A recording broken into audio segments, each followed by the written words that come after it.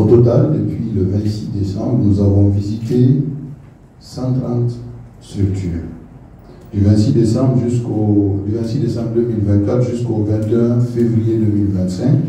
Donc, les équipes du comité technique national sont passées dans 130 structures médicales et paramédicales à Conakry. Parmi elles, 64 ont été trouvées conformes, 66 non conformes, et parmi les non conformes, il y a 3 structures dans lesquelles on a trouvé des pratiques illégales.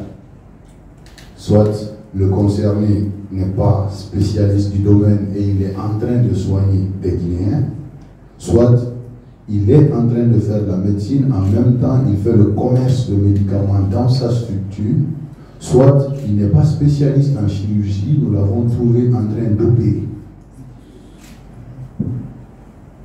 Les 3 derniers cas que j'ai cités là, c'est des cas judiciaires. Ils sont renvoyés vers la gendarmerie qui fait partie de la mission. La direction centrale des investigations judiciaires les entend et rend compte au parquet compétent. Il n'y a pas d'état d'âme. Il faut que les gens sachent que lorsque vous exercez illégalement la médecine en Guinée, vous vous exposez au risque d'aller en prison. Quand c'est comme ça, on fait attention. Donc c'est le sort des 3 cas judicialisés. Maintenant, les autres non conformes, l'objectif, ce n'est pas de fermer pour fermer. On ferme pour obliger les gens à corriger les imperfections qui existent sur leur structure. Si par exemple la structure fonctionne sur 3 activités différentes et que la 4e activité c'est la chirurgie, qu'on rentre dans le bloc opératoire, on trouve que les murs sont en peinture foam comme c'est le cas ici, ce qui n'est pas du tout correct pour un bloc opératoire, on exige la mise en place des faïences. Ça évite beaucoup de problèmes. S'il y a des problèmes de cloisonnement au niveau de la structure, en tout cas tout ce qui va dans le non-respect des normes, nous mettons les gens dans un processus de normalisation. C'est-à-dire que même si tu as des documents, tu ne peux pas te permettre d'exercer dans certaines conditions. Et nous, quand on découvre ces conditions anormales, on vous contraint à régler ces problèmes afin de vous laisser continuer à exercer tranquillement.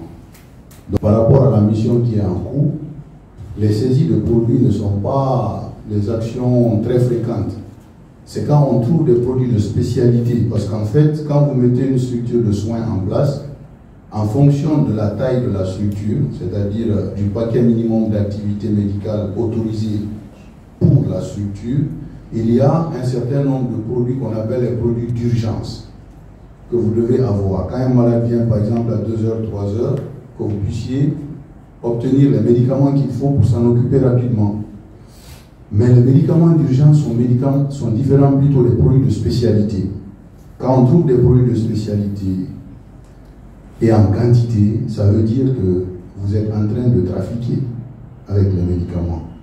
Mais ce n'est pas des cas très fréquents au point de pouvoir vous donner une quantité et dire qu'au cours de la mission, on a eu à saisir tel nombre de produits.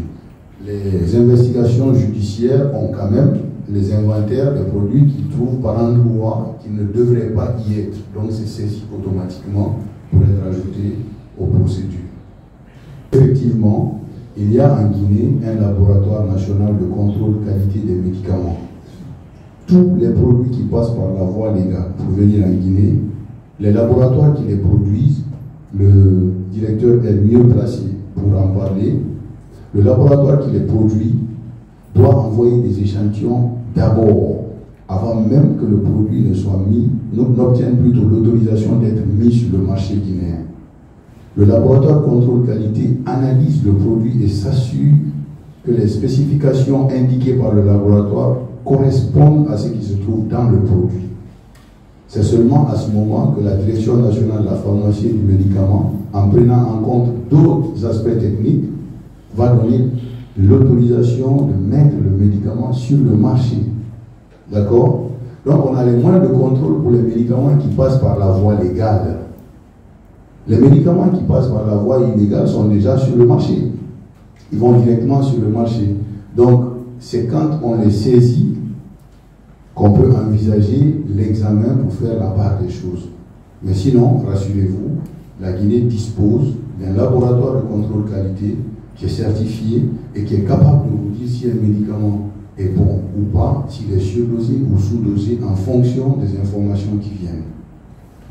Effectivement, il y a dans le même programme de lutte la lutte contre la vente ambulatoire. Membres du comité, c'est comme ça que nous avons appelé l'action. La lutte contre la vente ambulatoire des produits de santé. Mais comme vous savez, on ne peut pas partir dans tous les sens au même moment. Il faut avoir des actions structurées, coordonnées et progressives.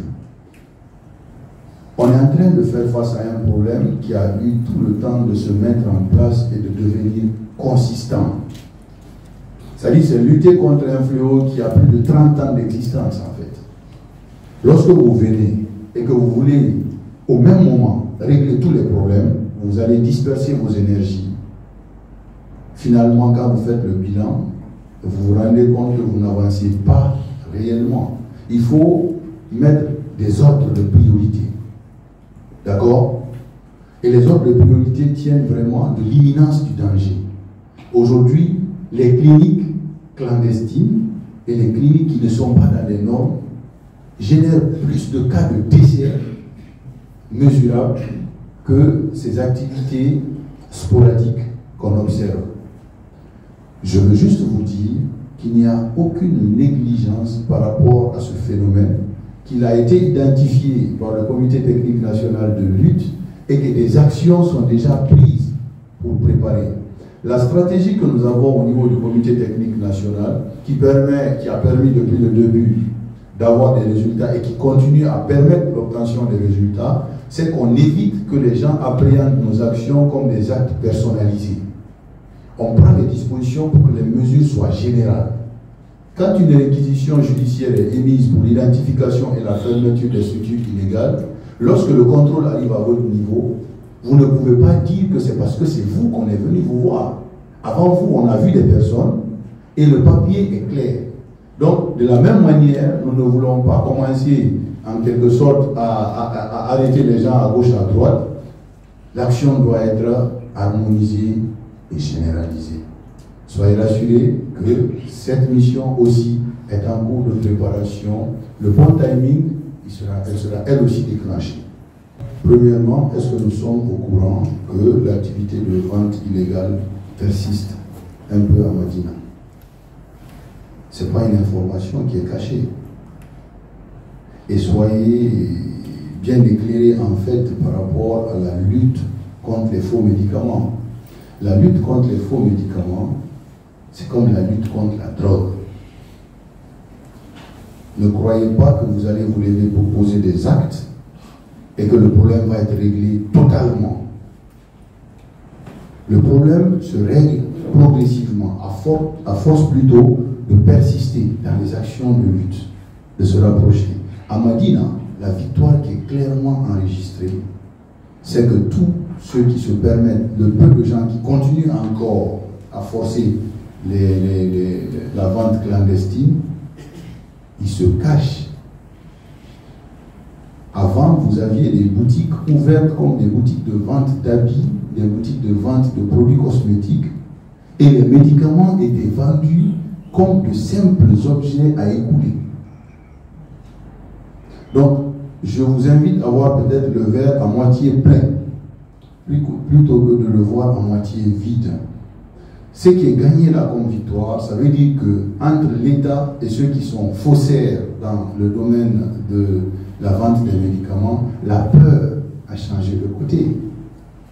Les citoyens concernés savent pertinemment que la vente des médicaments par des mains inexpertes est un danger pour eux. Ils se cachent pour le faire. On parlait tantôt du cas de la vente ambulatoire. La contribution que la population peut faire, c'est ne pas s'approvisionner auprès de ces gens. Ça, c'est une décision d'un citoyen. Je ne vais pas payer le médicament avec quelqu'un qui est en train de vendre les médicaments à la main. Parce qu'avec tous les efforts qui sont en train d'être fournis, je sais aujourd'hui que le médicament, quand même, c'est le pharmacien. D'accord?